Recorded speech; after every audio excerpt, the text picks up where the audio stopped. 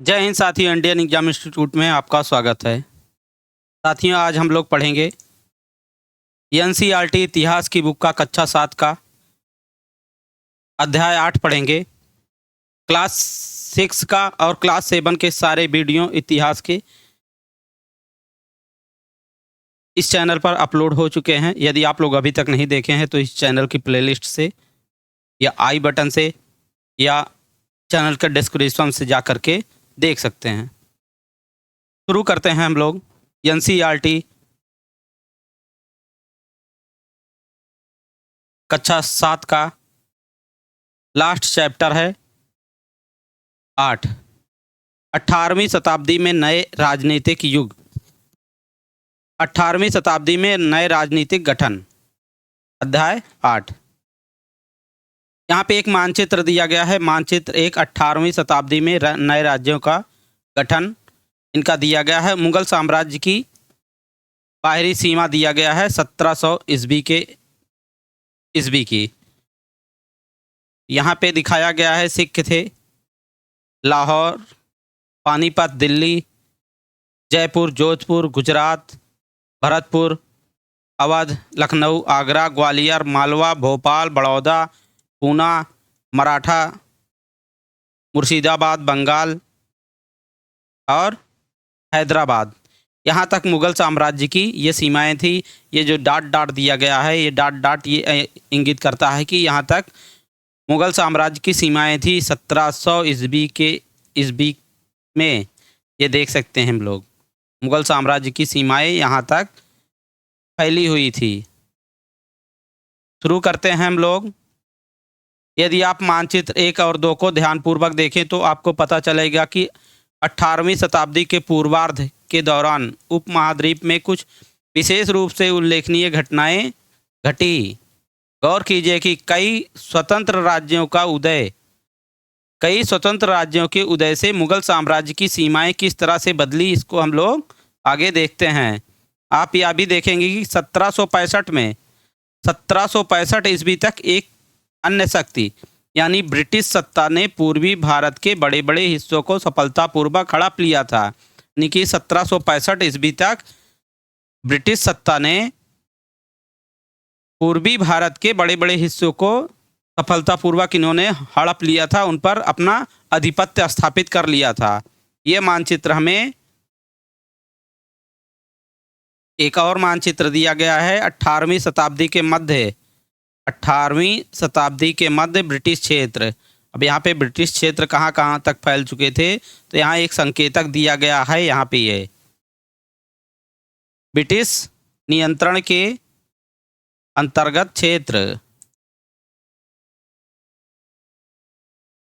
British नियंत्रण के अंतर्गत क्षेत्र मध्य 18वीं शताब्दी।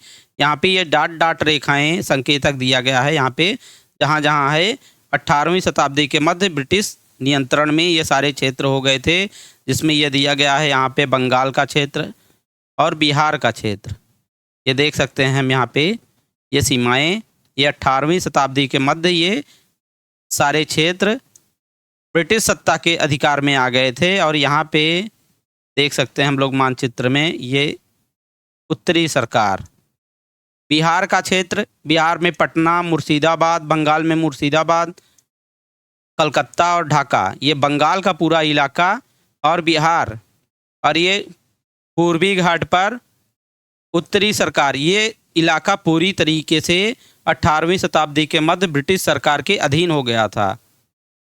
साथ ही और नक्शे में दिया गया है लाहौर के पास सिख, दिल्ली, आगरा, रुहेलखंड, लखनऊ, अवध, इलाहाबाद, बनारस, राजपूत, सिंध, गुजरात, बड़ौदा, सूरत, मराठा, पूना, दमन-दीव, मुंबई, ब्रिटिश, गोवा में पुर्तगाली दिखाया गया है, हैदराबाद का क्षेत्र, मैसूर, आरकाट, मैसूर और त्रवणकोल।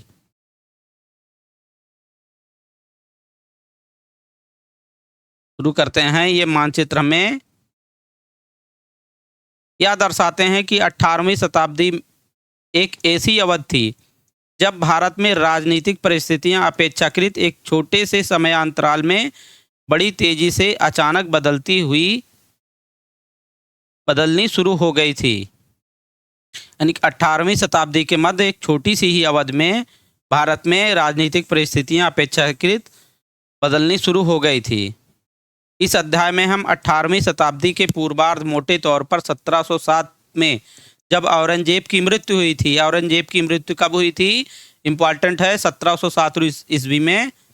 1707 ईस्वी में औरंगजेब की मृत्यु हो गई थी से 1761 ईस्वी तक। इस अध्याय में हम लोग यहाँ से पढ़ेंगे 1707 ईस्वी में जब औरंगजेब की मृत्यु हो गई थी से 1761 ईस्वी तक, जब पानीपत में तीसरी लड़ाई हुई थी, के दौरान उपमहाद्वीप में उत्पन्न हुई नई राजनीतिक शक्तियों के बारे में हम लोग इस अध्याय में पढ़ेंगे।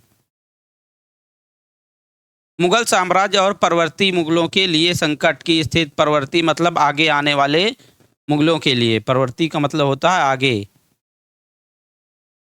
अध्याय 4 में हम लोगों ने देखा था कि मुगल साम्राज्य अपनी सफलता की ऊंचाई पर किस प्रकार पहुंचा था और फिर 17वीं शताब्दी के अंतिम वर्षों में उनके सामने तरह तरह के संकट किस प्रकार खड़े होने लगे थे।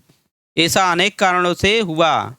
बादशाह औरंगजेब ने दक्कन में 1779 से लंबी लड़ाई लड़ते हुए साम्राज्य के सैन्य और वित्तीय संसाधनों को बहुत अधिक खर्च कर दिया था।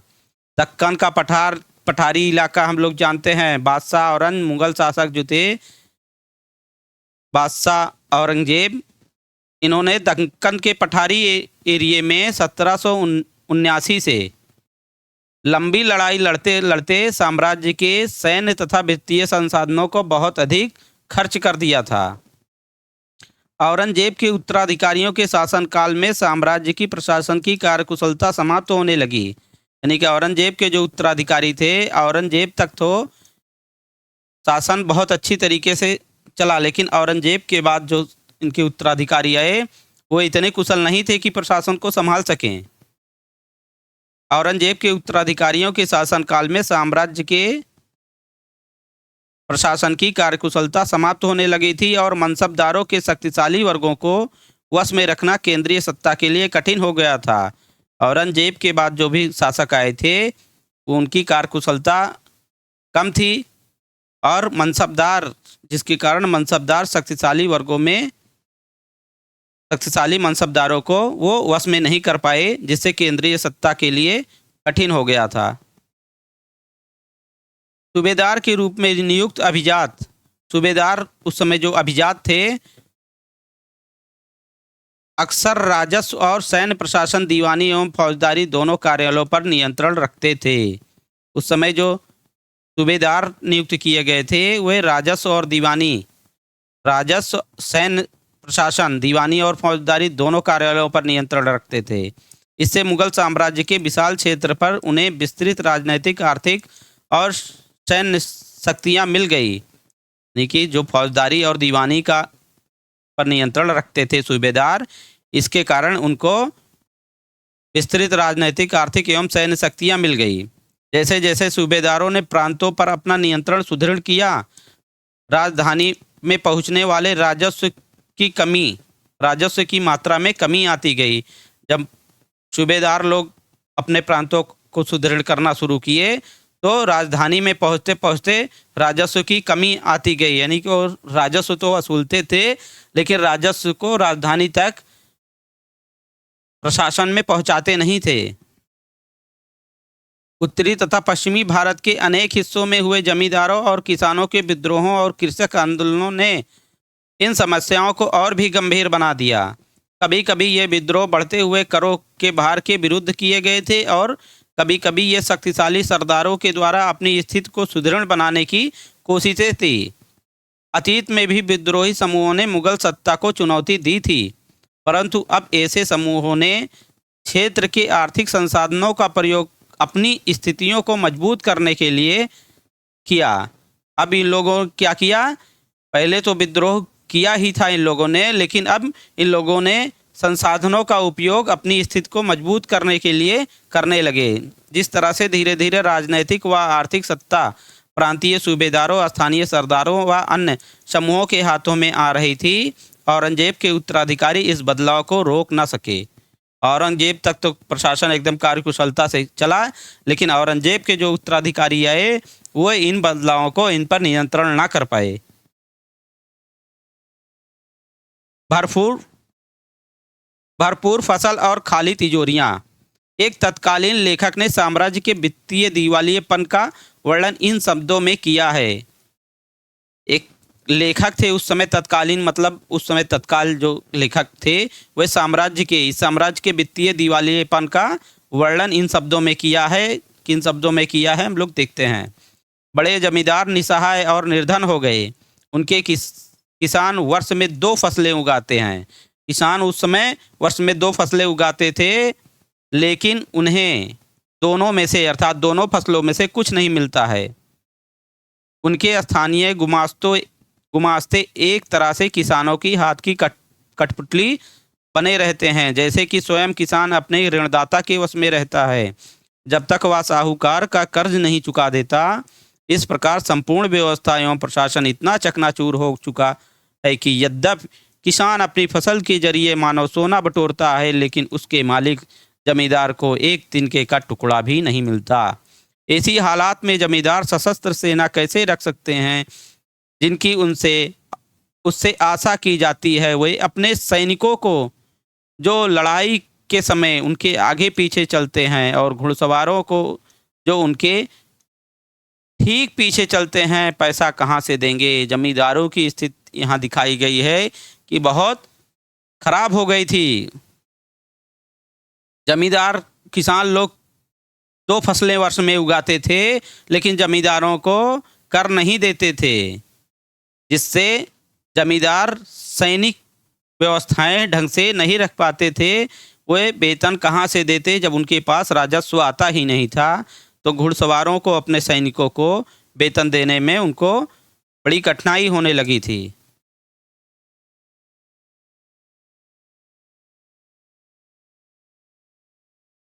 इस आर्थिक व राजनीतिक संकट के बीच ईरान के शासक नादिर शाह ने, ये आ गए नादिर शाह। इस आर्थिक व ये इतनी परिस्थितियां तो चल ही रही थी। औरंगजेब की मृत्यु के बाद 1707 ईस्वी में औरंगजेब की मृत्यु हो गई। उसके बाद कमज़ोर शासक आ गए, नियंत्रण नहीं कर पाए, और दूसरी तरफ ये आ गए शासक नादिर शाह 1739 में। इस आर्थिक व राजनीतिक संकट के बीच आर्थिक और राजनीतिक संकट चल ही रहा था कि ईरान के शासक नादिर शाह ने 1739 में दिल्ली पर आक्रमण किया। ईरान के शासक थे नादिर शाह। इन्होंने 1739 में दिल्ली पर आक्रमण किया और संपूर्ण नगर को लूटकर वह बड़ी भारी मात्रा में धन दौलत ले गया। नादिर शाह के आक्रमण के बाद अफगान शासक अहमद शाह अब्दाली के आक्रमणों का तांता लगा रहा। ये दीजिए, नादिर शाह तो लूट के यहाँ से धन ले ही गए 1739 में। एक तो कमज़ोर शासक, दूसरे आर्थिक स्थिति राजनीतिक संकट था, दूसरी तरफ से नादिर शाह का आक्रमण 1739 में हो गया। ये दिल्ली से बहुत सारी धन दौलत लूट के ले गए। और उसके बाद अफगान के शासक अहमद शाह अब्दाली के आक्रमणों का जैसे तांता लगा रहा। उसने अर्थात अहमद शाह अब्दाली ने तो 1748 ईस्वी से 1761 के बीच 5 बार उत्तरी भारत पर आक्रमण किया और लूटपाट मचाई। 1739 में नादिर शाह के आक्रमण के बाद अहमद शाह अब्दाली जो अफगान के शासक थे, अहमद शाह अब्दाली ने 1748 ईस्वी से 1761 ईस्वी के बीच उत्तरी भारत पर 5 बार आक्रमण किया और खूब लूटपाट मचाई। यहाँ एक नादिर शाह का चित्र भी दिया गया है। ये नादिर शाह हैं, घोड़े पर बैठे हुए हैं, घोड़ा दौड़ा रहे हैं। नादिर शाह का 1779 का एक चित्र है, यहाँ पे दिखाया गया है। ये नादिर शाह हैं, खूब लूट के ले गए हैं भारत से धन।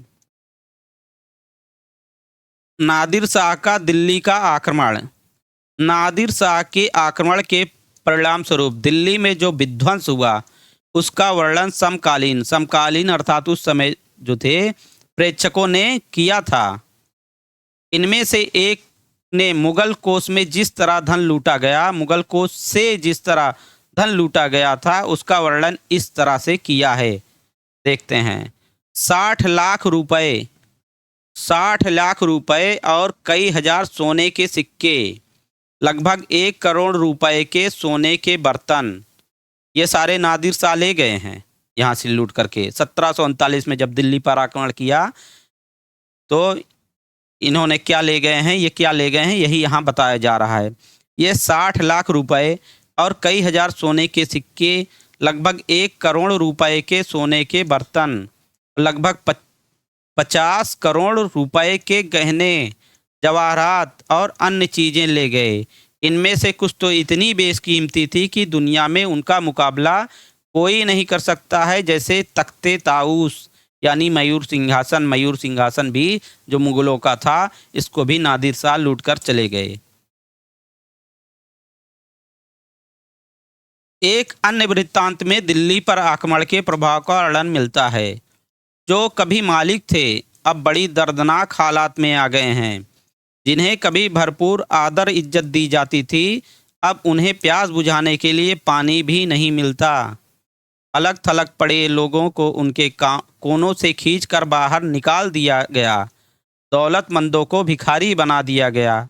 जो शौकीन लोग कभी तरह तरह के सुंदर कपड़े पहनकर पोशाकों का नया नया फैशन चलाते थे, अब नंगे घूमने लगे। और जिनके पास जमीन जायदाद की कोई कमी नहीं थी, वे अब बेघर हो गए। नया शहर शाहजहानाबाद अब मलबे का ढेर बन गया। नादिर शाह ने तब शहर के पुराने मोहल्लों पर हमला बोला और वहाँ की सारी दुनिया को तबाह कर डाला। खूब लूट कर ले गए हैं नादिर शाह। साम्राज्य पर सब ओर से दबाव तो पड़ ही रहा था। अभिजातों के विभिन्न समूहों की पारस्परिक प्रतिद्वंदता ने उसे और भी कमजोर बना दिया। अभिजात कौन लोग थे? इन्होंने पारस्परिक प्रतिद्वंदता की थी। ये अभिजात 2 गुटों में बटे हुए थे, ईरानी और तुरानी। तुरानी थे तुर्क मूल के। ईरानी और तुरानी, ईरानी में मोहम्मद बिन कासिम और तुरानी में अफगान के शासक अहमद शाह अब्दाली, ये 2 अभिजात थे। काफी समय तक परवर्ती मुगल शासक, परवर्ती मतलब आगे आने वाले शासक, काफी समय तक परवर्ती मुगल बादशाह इनमें से एक या दूसरे समूहों के हाथों की कठपुतली बने रहे। बेहद अपमानजनक स्थिति तब पैदा हो गई जब 2 मुगल बादशाह फारूक सियर थे 1713 से 1719 ईस्वी में, और आलमगीर द्वितीय थे 1754 ईस्वी से 1759 ईस्वी की हत्या कर दी गई। इन दोनों शासकों की, फारूक सियर की, मुगल बादशाह फारूक सियर और आलमगीर द्वितीय की हत्या हो गई। और अन्य 2 बादशाहों अहमद शाह, इनका शासनकाल था 1748 से 1754 ईस्वी, और शाह आलम द्वितीय 1759 से 1816 ईस्वी को उनके अभिजातों ने अंधा कर दिया। मुगल सम्राटों की सत्ता के पतन के साथ साथ बड़े प्रांतों के सूबेदारों और बड़े जमींदारों ने उपमहाद्वीप के विभिन्न भागों में अपनी शक्ति और प्रबल बना ली, जैसे अवध, बंगाल और हैदराबाद। यहाँ फारूक सियर का एक चित्र दिखाया गया है। ये एक अभिजात के दरबार में स्वागत करते हुए फारूक सियर का चित्र है। ये है फारूक सियर, मुगल सम्राट, और ये उनके अभिजात हैं जो 2 अभिजात थे।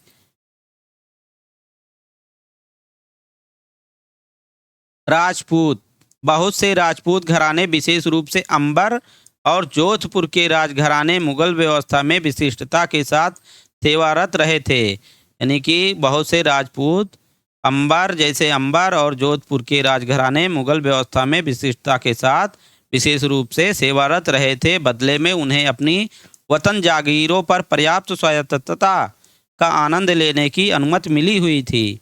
अब 18वीं शताब्दी में इन शासकों को अपने आसपास के इलाकों पर अपने नियंत्रण का विस्तार करने के लिए अपने हाथ पांव मारने शुरू कर दिए। इन लोगों को अनुमति मिली हुई थी, जागीरों में पर्याप्त स्वतंत्रता मिली हुई थी, लेकिन 18वीं शताब्दी में इन शासकों ने क्या किया कि अपने आसपास के इलाकों पर अपने नियंत्रण का विस्तार करना शुरू कर दिया। जोधपुर के राजा अजीत सिंह ने भी मुगल दरबार की गुट्टिये राजनीति में अपने पैर फंसा दिए। जोधपुर के थे राजा अजीत सिंह, इन्होंने भी मुगल दरबार की राजनीति में अपने पैर फंसा दिए। इन प्रभावशाली राजपूत घरानों ने गुजरात और मालवा के लाभदायक सूबों की सूबेदारी का दावा किया। यानी कि राजपूत घरानों ने गुजरात और मालवा के लाभदायक, जहाँ पे ज़्यादा लाभ मिलता था, की सूबों की सूबेदारी का दावा किया। जोधपुर के राजा अजीत सिंह को गुजरात की सूबेदारी और अंबर के सवाई राजा जय सिंह को मालवा की सूबेदारी मिल गई। बादशाह जहांदार शाह ने 1713 में इन राजाओं के इन पदों का नवीकरण कर दिया। उन्होंने अपने वतनों के पास पड़ोस के शाही इलाकों के कुछ हिस्सों पर कब्जा करने की कोशिशें की। जोधपुर राजघराने ने नागौर को जीत लिया। जोधपुर का घराने ने नागौर को जीत लिया और अपने राज्य में मिला लिया। दूसरी ओर अंबर ने भी बूंदी के बड़े बड़े हिस्सों पर अपना कब्जा कर लिया। सवाई राजा जय सिंह ने जयपुर में अपनी नई राजधानी स्थापित की और उसे 1722 में आगरा की सूबेदारी दे दी गई।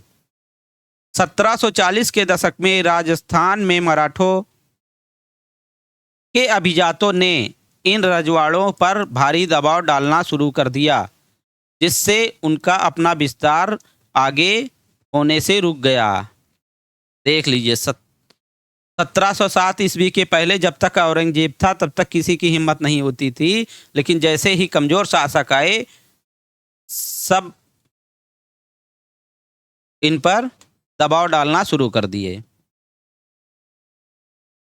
एक चित्र दिया गया है। कई राजपूत सरदारों ने पहाड़ियों की चोटियों पर किले बनाए जो सत्ता के केंद्र बने। व्यापक किलेबंदी के साथ इन भव्य संरचनाओं में नगर, महलें, मंदिर, व्यापारिक केंद्र, जल संग्रहण संरचनाएं और अन्य इमारतें होती थी। चित्तौड़गढ़ किले में तालाब, कुंडी अर्थात कुएं, बावली जैसे कई जल निकाय थे। ये चित्तौड़गढ़ किला राजस्थान का है। राजस्थान में है चित्तौड़गढ़ का किला, उसका चित्र दिखाया गया है।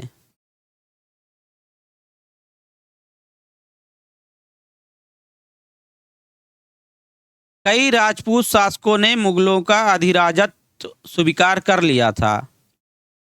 कई मुगल राजपूत शासक ऐसे थे जिन्होंने मुगलों का अधिराजत्व स्वीकार कर लिया था, लेकिन मेवाड़ एकमात्र ऐसा राजपूत राज्य था जिसने मुगल सत्ता को चुनौती दी थी।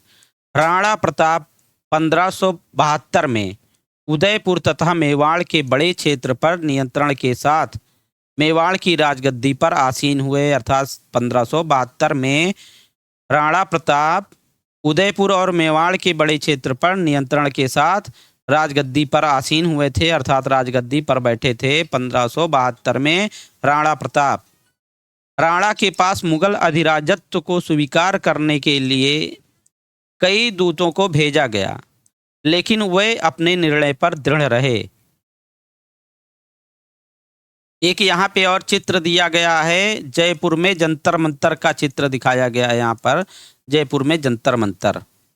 अम्बेर के शासक सवाई जय सिंह ने दिल्ली, जयपुर, उज्जैन, मथुरा और वाराणसी में 5 खगोलीय वेधशालाओं का निर्माण किया। सवाई के राजा जय सिंह ने दिल्ली में जंतर मंतर यहाँ हर जगह है। दिल्ली में है, जयपुर में है, उज्जैन, मथुरा और वाराणसी में 5 खगोलीय वेधशालाओं का निर्माण किया। जंतर मंतर के नाम से विख्यात इन वेधशालाओं में खगोलीय पिंडों के अध्ययन हेतु कई उपकरण हैं। जिन्हें हम लोग देखते हैं दिल्ली में भी है जंतर मंतर,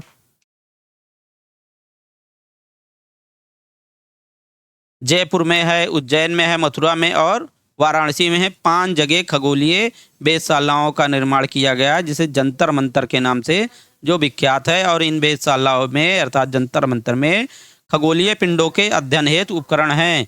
खगोलीय पिंडों का अध्ययन किया जाता है। ये जयपुर के जंतर मंतर का चित्र यहाँ पे दिखाया गया है।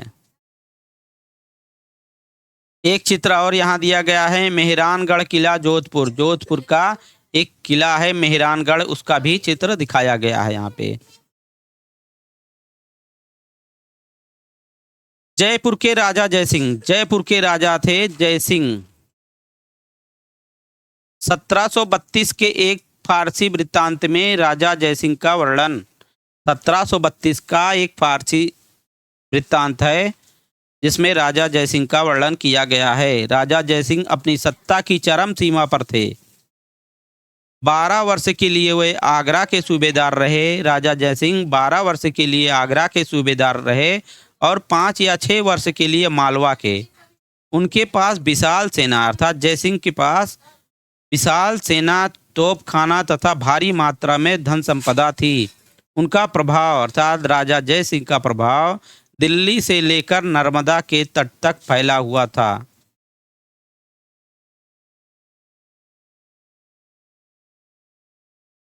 आज़ादी हासिल करना। आज़ादी हासिल करना सिख। अध्याय 6 में आपने अर्थात हम लोगों ने पढ़ा है कि 17वीं शताब्दी के दौरान सिख एक राजनीतिक समुदाय के रूप में गठित हो गए। हम लोग अध्याय 6 में पढ़ चुके हैं इसको। 17वीं शताब्दी में सिख एक राजनीतिक समुदाय के रूप में गठित हो गए हैं, जिसमें हम लोग देखे थे 1699 में गुरु गोविंद सिंह ने खालसा पंथ की स्थापना किया था, यदि आपको यहाँ भी दिया गया है। इससे पंजाब के क्षेत्रीय राज्य निर्माण को बढ़ावा मिला। गुरु गोविंद सिंह ने 1699 में खालसा पंथ की स्थापना से पूर्व और उसके पश्चात राजपूत व मुगल शासकों के खिलाफ कई लड़ाइयाँ लड़ी थी। 1708 में गुरु गोविंद सिंह की मृत्यु के बाद 1708 में सिखों के 10वें गुरु थे गुरु गोविंद सिंह। 1708 ईस्वी में इनकी मृत्यु हो गई। इनकी मृत्यु के बाद बंदा बहादुर के नेतृत्व में खालसा ने मुगल सत्ता के खिलाफ विद्रोह किए। उन्होंने अर्थात बंदा बहादुर ने बाबा गुरु नानक और गुरु गोविंद सिंह के नामों वाले सिक्के गढ़कर अपने शासन को सार्वभौम बनाया। सतलुज और यमुना नदियों के बीच के क्षेत्र में उन्होंने अपने प्रशासन की स्थापना की। 1715 में बंदा बहादुर को बंदी बना लिया गया। 1715 में बंदा बहादुर को, जो सिखों के गुरु थे गुरु गोविंद सिंह के बाद, इन्हें 1715 ईस्वी में बंदी बना लिया गया और उसे अर्थात बंदा बहादुर को 1716 ईस्वी में मार दिया गया। 18वीं शताब्दी में कई योग्य नेताओं के नेतृत्व में सिखों ने अपने आप को पहले जत्थों में और बाद में मिसलों में संगठित किया। इन जत्थों और मिसलों की संयुक्त सेनाएं दल खालसा कहलाती थी। उन दिनों दल खालसा बैसाखी और दिवाली के पर्वों पर अमृतसर में मिलता था। इन बैठकों में वे सामूहिक निर्णय लिए जाते थे जिन्हें गुरुमत्ता अर्थात गुरु के प्रस्ताव कहा जाता था। सिखों ने राखी व्यवस्था स्थापित की जिसके अंतर्गत किसानों से उनकी उपज का 20% कर के रूप में लेकर बदले में उन्हें संरक्षण प्रदान किया जाता था। तो सिखों ने जो राखी व्यवस्था स्थापित की थी, तो राखी व्यवस्था सिखों ने स्थापित की थी और इस राखी व्यवस्था के अंतर्गत किसानों से उनकी उपज का जो भी उत्पादन होता था, उनकी उपज का 20% लेकर के उन्हें संरक्षण प्रदान किया जाता था। एक चित्र यहाँ पे दिया गया है। सिखों के 10वें गुरु गोविंद सिंह का, 10वें गुरु गुरु गोविंद सिंह का यहाँ चित्र दिया गया है। ये घोड़े पर बैठे हुए हैं। ये गुरु गोविंद सिंह सिखों के 10वें गुरु हैं, जिनकी 1708 ईस्वी में मृत्यु हो गई थी। इनका एक फिगर दिखाया गया है और एक तलवार का चित्र यहाँ पे दिखाया गया है। महाराणा रणजीत सिंह की तलवार का यहाँ पे फिगर दिखाया गया है, चित्र दिखाया गया है। ये महाराणा रणजीत सिंह की तलवार है। और यहाँ पे बाईं दाहिने तरफ शिवाजी का रूप चित्र दिखाया गया है। 17वीं सदी के अंत तक दक्कन में शिवाजी के नेतृत्व में एक शक्तिशाली राज्य के उदय की शुरुआत हुई।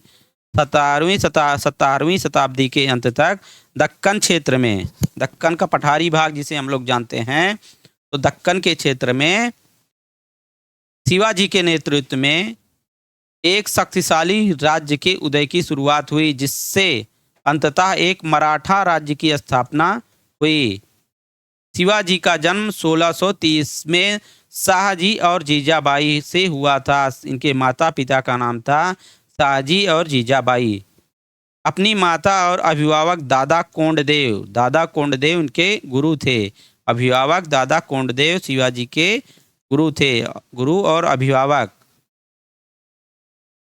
के मार्ग निर्देशन में शिवाजी कम उम्र में ही विजय पथ पर निकल पड़े। जावली पर कब्जे से उन्हें मालवा पठारों का अविवादित मुखिया बना दिया। जावली पर इन्होंने कम ही उम्र में कब्जा कर लिया था और इस कब्जे से मालवा पठारों का उन्हें अविवादित, यानी कि इनका कोई विवाद करने वाला नहीं था, उस क्षेत्र का इनको मुखिया बना दिया, मालवा के पठार का, जिसने उनके क्षेत्र विस्तार का पथ प्रशस्त किया। बीजापुर और मुगलों के खिलाफ उनके कारनामों ने उन्हें विख्यात व्यक्तित्व बना दिया। वह अपने विरोधियों के खिलाफ प्रायः गुरिल्ला युद्ध कला का प्रयोग करते थे। मराठा लोग गुरिल्ला युद्ध का प्रयोग करते थे। गुरिल्ला युद्ध ये होता है जैसे लूटपाट करते थे या उनको मारते थे तो जाकर के पहाड़ों में या जंगलों में छिप जाया करते थे।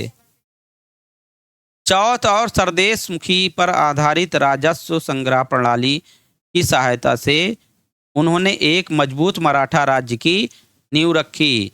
मराठा लोगों ने 2 तरीके का कर लगाया था, एक था चौथ और दूसरा था सरदेश मुखी।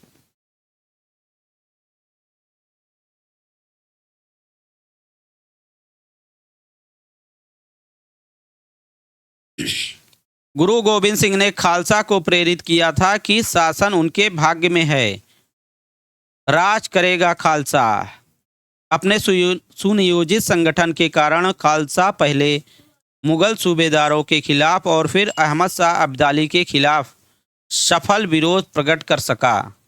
अहमद शाह अब्दाली ने मुगलों से पंजाब का समृद्ध प्रांत और सरहिंद की सरकार को अपने कब्जे में कर लिया था। खालसा ने 1765 में अपना सिक्का गढ़कर सार्वभौम शासन की घोषणा की।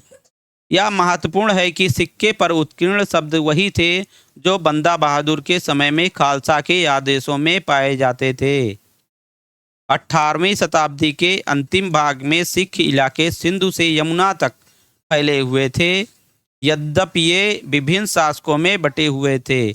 इनमें से एक शासक महाराणा रणजीत सिंह ने विभिन्न सिख समूहों में फिर से एकता कायम करके 1799 में लाहौर को अपनी राजधानी बना लिया।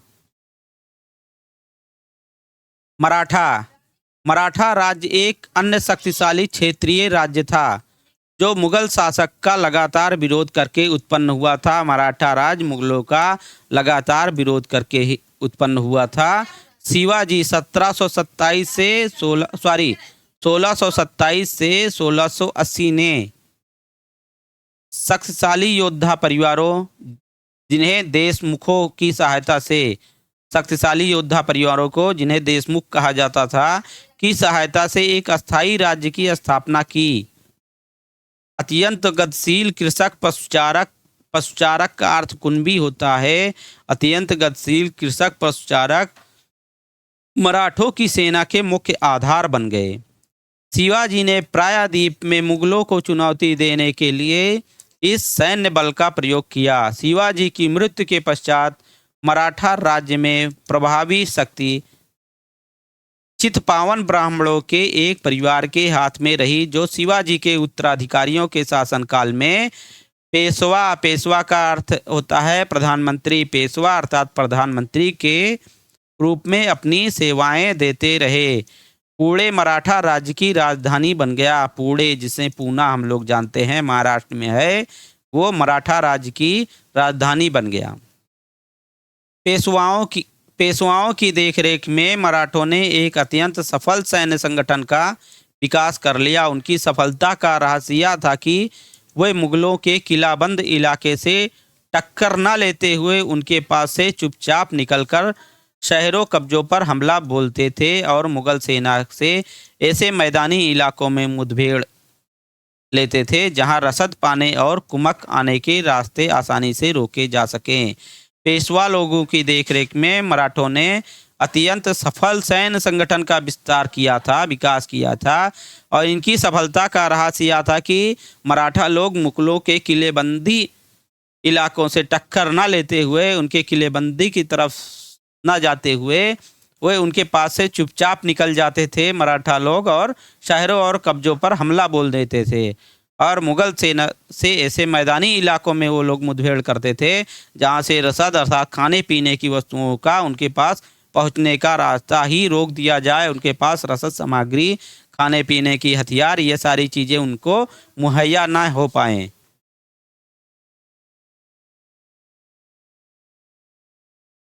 (1720 से 1761 के बीच 1720 ईस्वी से 1761 ईस्वी के बीच मराठा साम्राज्य का काफ़ी विस्तार हुआ। उसने सनय सनय अर्थात धीरे धीरे और काफ़ी सफलतापूर्वक मुगल साम्राज्य को क्षति पहुंचाई।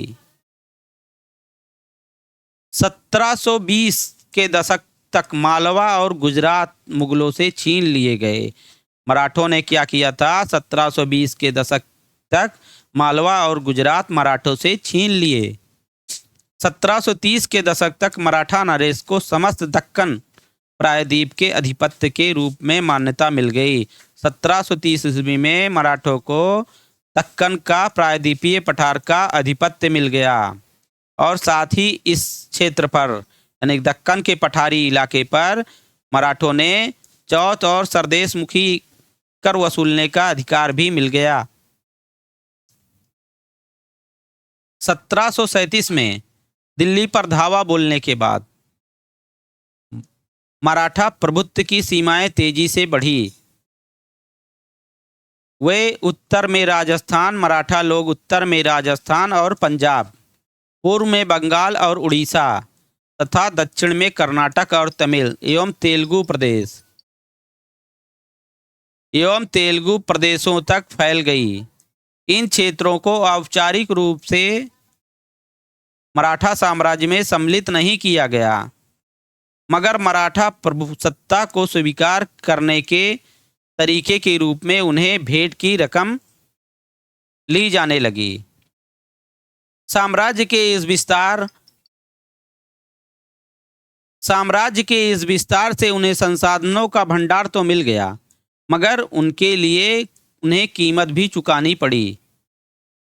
मराठों के सैन्य अभियानों के कारण अन्य शासक भी उनके खिलाफ हो गए। परिणाम स्वरूप मराठों को 1761 में पानीपत की तीसरी लड़ाई हुई थी। 1761 में पानीपत की तीसरी लड़ाई में मराठों को अन्य शासकों से कोई सहायता नहीं मिली।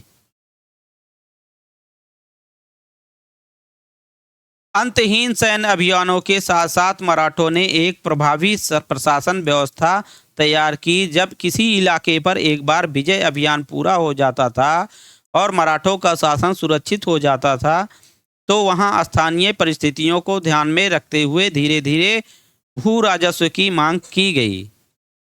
कृषि को प्रोत्साहित किया गया और व्यापार को पुनर्जीवित किया गया। इससे सिंधिया, गायकवाड़ और भोसले जैसे मराठा सरदारों को शक्तिशाली सेनाएं खड़ी करने के लिए संसाधन मिल सकें।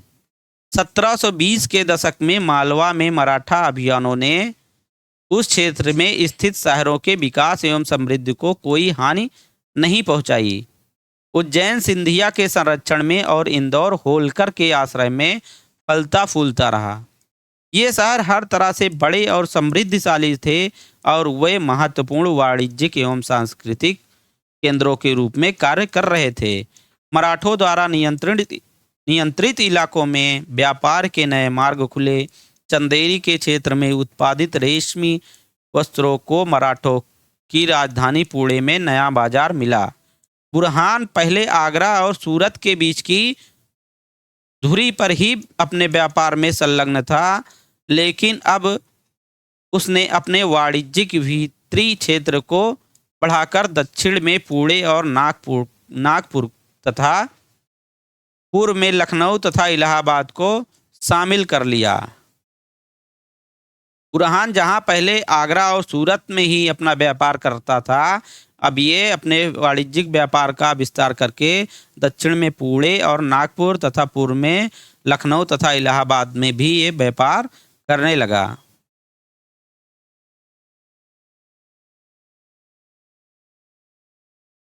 चौथ किसे कहते थे?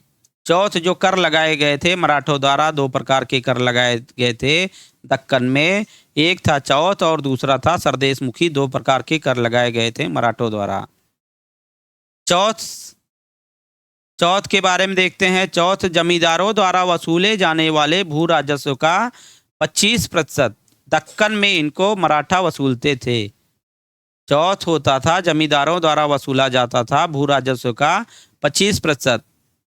जमींदारों द्वारा जो वसूला जाता था भू राजस्व उससे 25% उनसे जमींदारों से वसूलते थे मराठा। सरदेशमुखी दक्कन में मुख्य राजस्व संग्रहकर्ता को दिए जाने वाले भू राजस्व का 9 से 10% हिस्सा, जिसको सरदेशमुखी कहा जाता था, कि दक्कन में मुख्य राजस्व संग्रहकर्ता को दिए जाने वाले भू राजस्व का 9 से 15% हिस्सा सरदेशमुखी कहा जाता था, जिसको मराठा लोग वसूलते थे।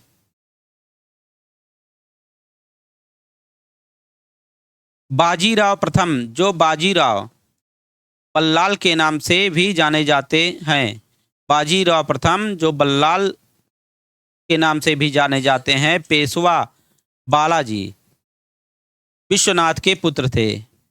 यह एक महान मराठा सेनापति थे। उन्हें विंध्य के पार मराठा राज्य के विस्तार का श्रेय प्राप्त है तथा वह मालवा, बुंदेलखंड, गुजरात और पुर्तगालियों के खिलाफ सैन्य अभियानों के लिए भी जाने जाते हैं।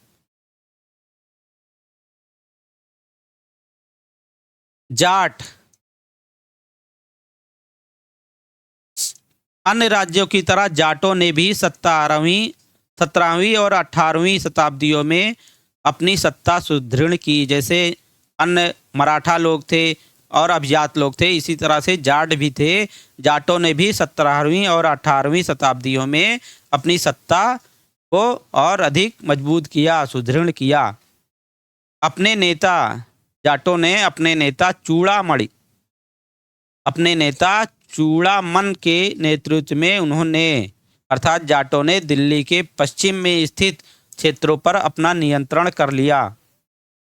1680 के दशक तक आते आते उनका प्रभाव अर्थात जाटों का प्रभुत्व दिल्ली और आगरा के दो शाही शहरों के बीच के क्षेत्र पर होना शुरू हो गया। वस्तुतः कुछ अरसे के लिए वे आगरा शहर के अभिरक्षक ही बन गए। जाट समृद्ध कृषक थे और उनके प्रभुत्व क्षेत्र में पानीपत तथा बल्लभगढ़ जैसे शहर महत्वपूर्ण व्यापारिक केंद्र बन गए। सूरजमल के राज में भरतपुर शक्तिशाली राज्य के रूप में उभरा। 1739 में जब नादिर शाह ने दिल्ली पर हमला बोला 1739 में जब नादिर शाह ने दिल्ली पर हमला बोलकर उसे लूटा अर्थात दिल्ली को लूटा, तो दिल्ली के कई प्रतिष्ठित व्यक्तियों ने भरतपुर में शरण ली। नादिर शाह के पुत्र जवाहिर शाह के पास 30,000 सैनिक थे। उसने अर्थात नादिर शाह ने 20,000 सैनिक 20,000 अन्य सैनिक मराठाओं के लिए, 15,000 सैनिक सिखों के लिए, और इन सब के बलबूते पर वह मुगलों से लड़ा। नादिर शाह ने जो 1739 में दिल्ली पर हमला किया था, उसमें इन्होंने इस्तेमाल किए थे नादिर शाह के पुत्र जवाहिर शाह के पास 30,000 सैनिक थे और उसने 20,000 अन्य सैनिक मराठाओं से लिए। यानी कि जवाहिर शाह के पास 30,000 सैनिक थे, इसके अलावा अन्य सैनिक मराठाओं से 20,000 सैनिक लिए। 30 और 20 हो गया 50,000 और 15,000 सैनिक सिखों से लिए, तो इनके पास हो गया 65,000 सैनिक। 65,000 सैनिक के बल पर नादिर शाह ने दिल्ली पर मुगलों से लड़ा था।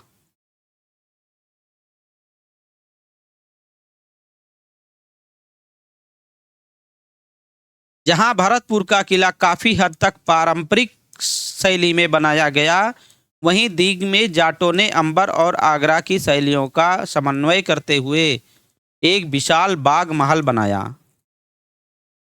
शाही वास्तुकला से जिन रूपों को पहली बार शाहजहां के युग से जोड़ा गया, दीग की इमारतें उन्हीं रूपों के नमूनों पर बनाई गई थी। एक यहाँ चित्र दिया गया है 18वीं शताब्दी का दीग का राजमहल समूह। इमारत की छत पर मुख्य सभा भवन के बंगला गुंबद पर गौर कीजिए। यहाँ पे बंगला गुंबद है और यहाँ पे मुख्य सभा का चित्र, यहाँ पे मुख्य सभाएं किया जाता था और ये बंगला का गुंबद दिखाया गया है। यहाँ पे ये दीग का राजमहल है।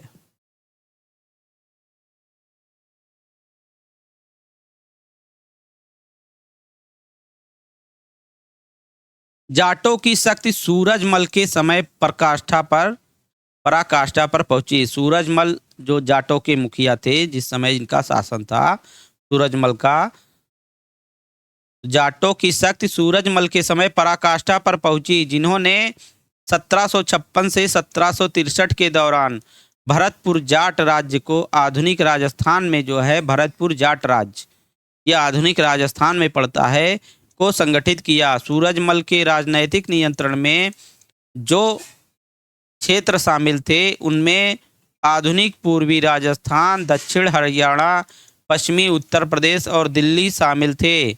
सूरजमल ने कई किले और महल बनवाए, जिनमें भरतपुर का प्रसिद्ध लोहागढ़ का किला इस क्षेत्र में बने सबसे मजबूत किलों में से एक था।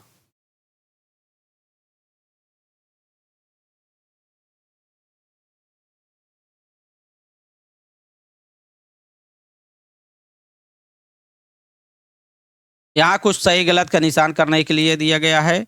नादिर शाह ने बंगाल पर आक्रमण किया था, तो ये गलत है। दिल्ली पर हमला किया था। सवाई राजा जयसिंह इंदौर के शासक थे, नहीं, ये भी गलत है।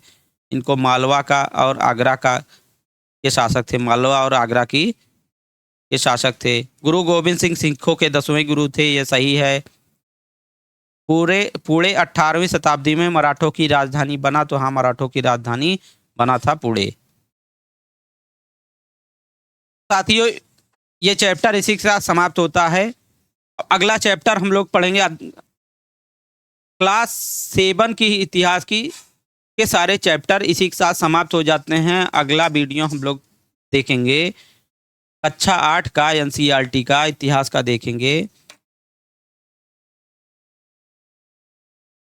और एक निवेदन करना चाहेंगे, यदि आप पहली बार आए हैं या अभी तक सब्सक्राइब नहीं किए हैं, तो चैनल को सब्सक्राइब करके बेल नोटिफिकेशन को ऑन कर लीजिएगा, जिससे आने वाली वीडियो का नोटिफिकेशन आपको सबसे पहले मिलता रहे। तो साथियों, इसी के साथ मिलते हैं नेक्स्ट वीडियो में। तब तक के लिए जय हिंद, वंदे मातरम, नमस्कार।